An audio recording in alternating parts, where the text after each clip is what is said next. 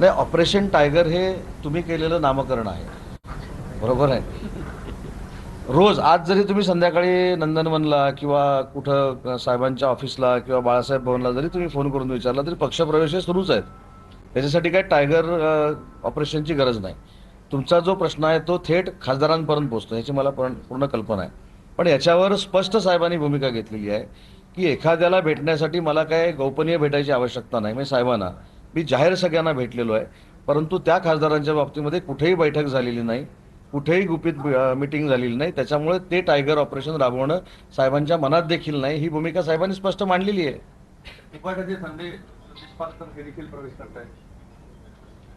कुठे प्रवेश करतो तुमच्या पक्षामध्ये नाही, उभाटाचे ते नव्हते.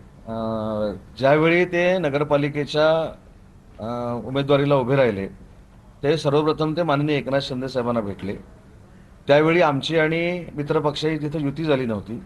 सगळ्या पक्षांनी संदेश पारकरांना कणकवलीमध्ये पाठिंबा दिला होता, म्हणून संदेश पारकर त्याच वेळी 400-450 मतानं, कारण नगरपंचायत छोटी आहे, ते निवडून आले. आणि निवडून आल्यानंतर स्वतः ते एकनाथ शिंदे साहेबांना येऊन भेटले होते आणि शिंदे साहेबांना त्यांनी सांगितलं होतं की पुढची वाटचाल जी आहे तुमच्या आशीर्वादाने मी करणार आहे. तर मे महिना संपत आला तरी मार्च एप्रिलचा हप्ता अजून लाडका बहिणींना मिळालेला नाही, त्या वाट बघतायत.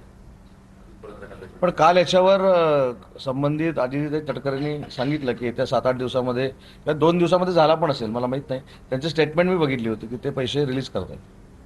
सर, मुंबईच्या अकोल्यामध्ये जे आहे ते मच्छी कटिंगसाठी बंदी घालण्यात आलेली आहे. म्हणजे जो आपण मुंबईची आगरी कोळी बांधवांची म्हणतो, महापालिकेने असा निर्णय घेतलेला आहे, कसं बघते? कधी आज घेतला का?